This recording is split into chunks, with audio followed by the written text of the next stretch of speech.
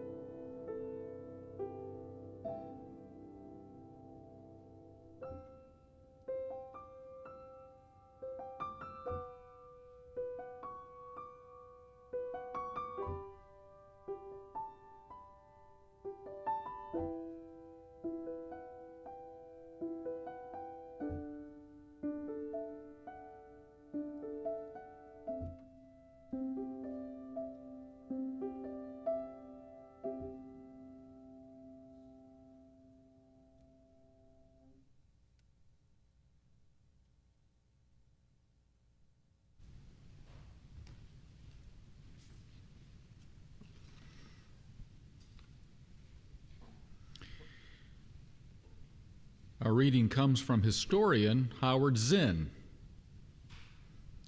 To be hopeful in bad times is based on the fact that human history is a history not only of cruelty, but also of compassion, sacrifice, courage, and kindness.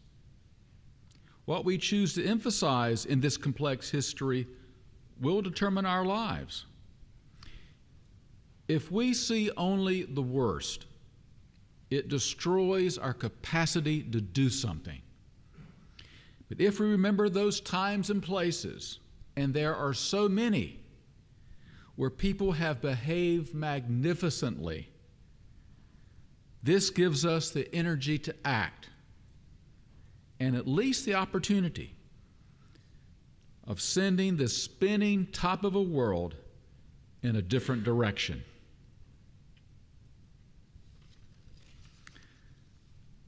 Please stand with me as we sing what is often referred to as a children's song, but it's for adults too. This Little Light of Mine, number 118.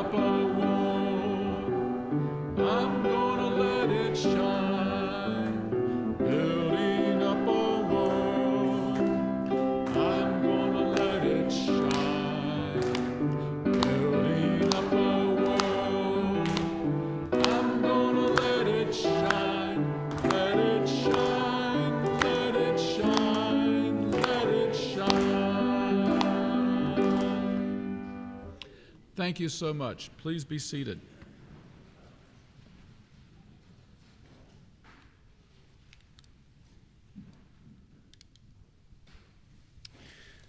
My journey from being a Southern Baptist to being a UU humanist was long and meandering. But the guiding star was love.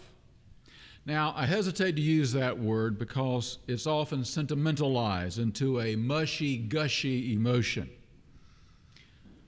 But UUs put hands and feet on love. You move beyond feeling to action. Some religions are fixated on what happens to us after we die. You are more concerned with what happens to us while we live. Some religions are preoccupied with saving souls. You're more preoccupied with saving our world. Some religions are obsessed with avoiding hell and getting into heaven. You're more concerned with making our life together on this earth less hellish and more heavenly for all people. And what makes your compassion all the more admirable is that it's not easy to care these days. The term compassion fatigue used to be reserved for helping professionals only, but it could well describe the plight of all people who care today, because there is so much to care about. Human rights violations right here in the United States, predatory politicians and their callous policies, acts of treason, acts of indecency, the toxic atmosphere of our civic discourse, the failure of our religious leadership, the vulgarity of our political leadership, the sheer volume and relentless pace of outrageous behavior can be overwhelming. These daily revelations accumulate on your shoulders, in your clenched jaw, in your elevated blood pressure, and in the knot in your stomach. Prolonged exposure to trauma takes its toll, mentally and physically. Therefore, it should be no surprise that so many have apparently stopped caring. The lack of empathy from so many of our so-called leaders no longer registers as it becomes the new normal. The pain of those who suffer no longer touches us as it becomes commonplace. To borrow a line from a popular resistance movement, yet you persist. The image I have of the nonviolent social activist is that he or she holds up one hand to stop and the other hand to invite. I get this image from the feminist activist of the 60s and 70s, Barbara Deming, who wrote about the two hands of nonviolence. She writes, "With one hand, we say to one who is angry, or to an oppressor, or to an unjust system, stop what you are doing. I refuse to honor the role you are choosing to play. I refuse to obey you. I refuse to cooperate with your demands. I refuse to build the walls and the bombs. I refuse to pay for the guns. With this hand, I will even interfere with the wrong you are doing. I want to disrupt the easy pattern of your life." And then the advocate of nonviolence raises the other hand. It is raised outstretched, maybe with love and sympathy, maybe not, but it's always outstretched. With this hand we say, I won't let go of you or cast you out of the human race. I have faith that you can make a better choice than you are making now, and I'll be here when you are ready. Like it or not, we are a part of one another. I want to take a few minutes this morning to talk about how we hold out an outstretched hand of invitation while simultaneously holding up a hand of opposition. I think this is the spiritual challenge of the social activist, which would include nearly all UUs, since we do care about the well-being of our world and those who are beaten down by our world. How do we resist the hardness of our world without becoming hardened? How do we stand against intolerance without becoming intolerant? How do we oppose bigotry without becoming bigoted? How do we fight hatred without becoming hateful? These are the occupational hazards for those who care enough to hold up a hand of opposition.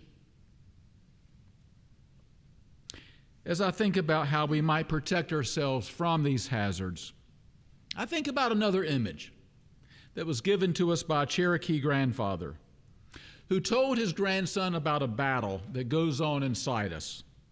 He said, "My son, the battle is between two wolves inside us.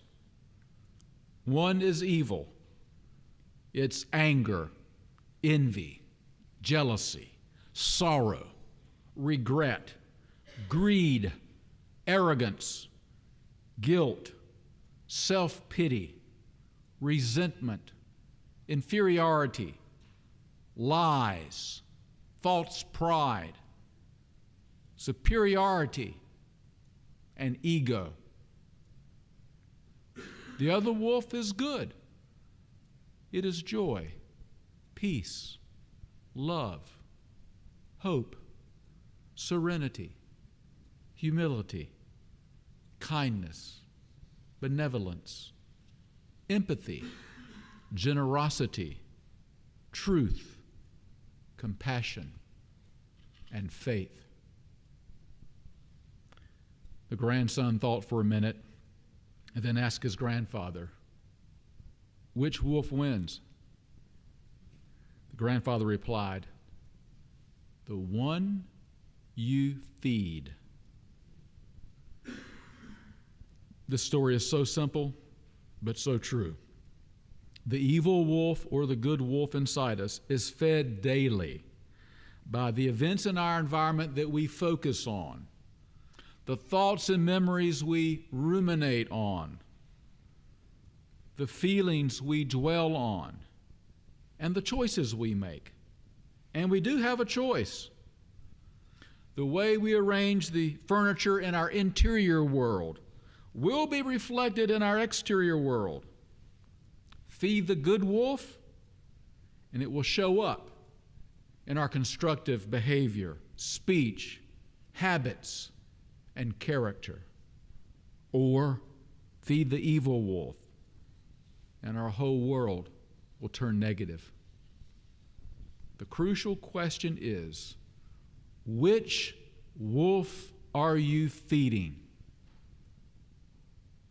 If you're feeding only the evil wolf, the wolf of anger, arrogance, ego, and so forth, you may be able to hold up a hand of opposition. But unless you feed the good wolf, the wolf of joy, peace, love, hope, and so forth, you will not be able to hold out also an outstretched hand of invitation. That hand represents our faith that people can change, that everyone deserves forgiveness, that salvation is possible for all. Now, I'll be the first to admit that it's a hard balancing act of social action. But unless we can achieve that balance, we may, to paraphrase Jesus, gain the whole world but lose our souls. Now, I can tell you right now that if you're ingesting a steady diet of catastrophic news and unbelievable headlines, you are feeding the wolf of resentment. If you're engaging in nonstop protest and outrage over the outrageous actions of some of our fellow citizens and some of our representatives, you're feeding the wolf of bitterness. If you're engaging in nonstop conversation of how hopeless the current situation is and how hopeless our resistance is, you're feeding the wolf of despair. If you're spending your time trying to convince your cousin that immigrants are people too, or your coworker that most acts of terrorism in America are committed by Americans, you're feeding the wolf of helplessness. My advice to you are the words of Bob Newhart, who famously portrayed in a comedy skit a therapist who could cure any bad behavior with just two simple words. Stop it! I can't tell you how many times as a psychologist I just like to say that to my clients. Give yourself a break. Feed the good wolf inside you by taking care of yourself. Take a break from the news. You can stay informed without having to stay on top of the headlines every single day. Take a walk. Spend time with your family. Call a friend you haven't talked to in a while. Read something for fun. Do something for fun. And do something to resist. But don't try to do everything. If you do, you'll just wear yourself out and give up. And the authoritarian powers in our society that are trying to eviscerate our democracy would like nothing more than for thinking, caring citizens to throw in the towel. Focus on something that you're good at and feel passionate about. And do that. And leave the rest for others to do.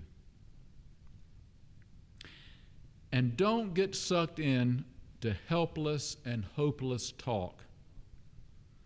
The threat to our democracy is serious and real. But these are not the worst times we've seen. We've been through worse. there was a civil war and slavery and lynching and segregation and child labor and a Great Depression and 2 world wars and the Kardashians. We've endured a lot. Again, the authoritarian regimes count on a populace that throws up its hands in despair. If you're spending your time trying to change a closed mind, you are wasting your time. Now, I know this is hard for liberals to believe, but some people don't care about the suffering of others. Some people are unresponsive to evidence. Some people ignore and dismiss the facts. If you're continually running up against a brick wall, stop it. You just give yourself a headache. Not only that, but when you engage people with indefensible beliefs, you treat their ideas as valid and worthy of consideration. Now, every person deserves respect, but not every idea deserves respect. Gandhi advised, "Be the change you want to see in the world."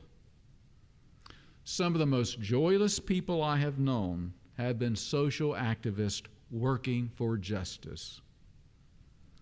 I don't know about you, but I don't want to live in a world without joy. What we are hopefully building is not only a world of justice, but a world of joy. And the way to build that world is to embody joy in the struggle for justice. We need to remember that journalism today, more than ever, focuses on the catastrophic, the corrupt, and the outrageous. But the headlines are not the full stories of our time. They are not the last word of what we are capable of. They are not the whole story of who we are. There are also stories of goodness, of kindness, of healing, of hope, and of joy.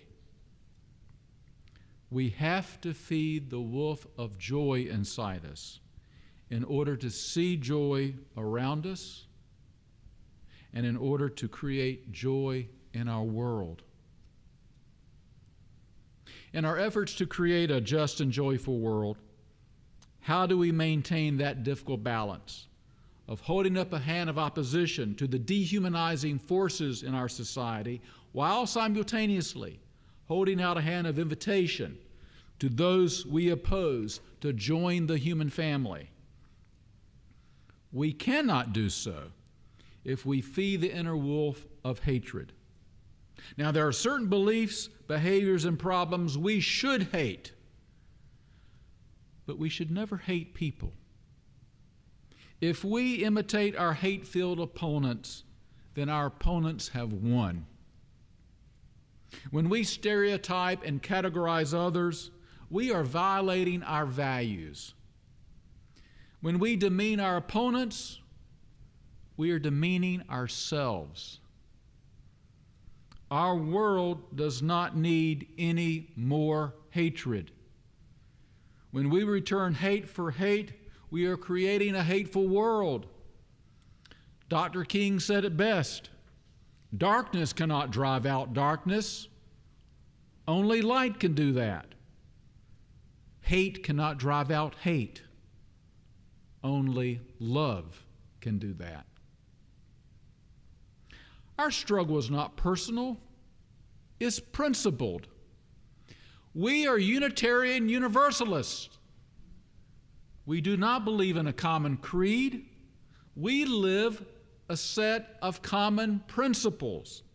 We affirm and promote the inherent dignity of every person, justice, equity, and compassion in human relations, acceptance of one another, a free and responsible search for truth and meaning, the right of conscience and the use of the democratic process, the goal of world community, and respect for the interdependent web of existence of which we are all a part. This is who we are, regardless of the circumstances. If I had to boil down all the verbiage of our UU principles to one word, that word would be respect. We promise to respect one another. You don't have to respect a person's beliefs or opinions to respect the person. You don't have to respect a person's words or actions to respect the person. Even when a person is disrespectful toward you, you can still treat them with respect. How? By remembering who you are. You are a person of principle. And why do you act with respect? For your own self-respect. Whenever I have gotten down in the mud with muddy people, I may have felt justified or clever or self-congratulatory in the moment, but afterwards I have always felt dirty. Taking the low road diminishes our own self-respect. If someone else takes the low road, don't let them take you down with them. Follow Michelle Obama's directive. When they go low, we go high. Take the high road of respect for your own self-respect. Take the high road for the sake of a more civil and humane world. This is why we started our service by singing "This Little Light of Mine." It may be a children's song, but its innocence is deceptive. I don't know if you remember or not, but it was adopted as one of the freedom songs of the Civil Rights Movement because of its defiance. This little light of mine, I'm going to let it shine. Despite the overwhelming darkness, I'm going to let it shine. I will not let hate snuff out my light of love. I will not let fear extinguish my light of faith. I will not let despair put out my light of hope. This little light of mine, I'm going to let it shine.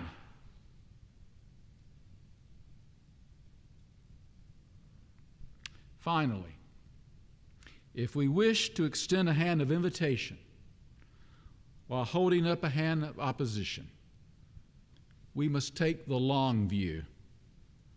Now, when I observe that times have been worse, I do not mean to diminish the gravity of these times. We are in danger of losing our precious democracy to authoritarianism and oligarchy. Reason and truth are under attack. Empathy is not only a lost civic virtue, but is despised in the public square. These are bleak times, which is why we cannot feed the inner wolves of despair and desperation by limiting our perspective to our immediate circumstances. We must feed the inner wolves of faith and hope by lifting our gaze to the large sweep of history. And from that larger perspective, we see with Dr. King that the arc of the moral universe is long, but it bends toward justice. Now, I suppose you know that Dr. King was paraphrasing a sermon by the 19th century Unitarian minister Theodore Parker. Reverend Parker was an abolitionist in the 1840s and 50s who sheltered runaway slaves in his home, violating the fugitive slave law, who gave financial support to John Brown's raid on the Federal Armory at Harper's Ferry, and who preached with a revolver on his pulpit for his own protection. Parker knew a thing or two about fighting for a cause in challenging times. Yet he did not lose hope. Dr. King's famous quote comes from Reverend Parker's sermon, Justice and Conscience, in which he declared, "Look at the facts of the world. You see a continual and progressive triumph of the right. I do not pretend to understand the moral universe. The arc is a long one, and my eye reaches but a little ways. I cannot calculate the curve and complete the figure by the experience of sight, but I can divine it by conscience, and from what I see, I am sure that it bends toward justice." Reverend Parker took the long view and the practical view. The arc of the moral universe does bend toward justice, but it doesn't bend on its own. Justice does not exert a magical gravitational force. The arc of the moral universe bends toward justice because so many in the generations that came before us spent their lives pushing it in that direction. The arc of the moral universe bends toward justice because so many in this room get up every day and push it toward justice. Keep on pushing. Keep on fighting. Keep on resisting. And do so with defiant respect for the sake of our world and for the sake of your soul.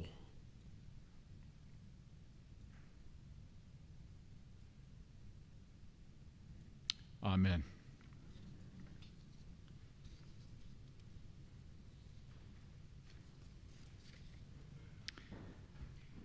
Let us stand together now for hymn number 170, "We Are a Gentle, Angry People."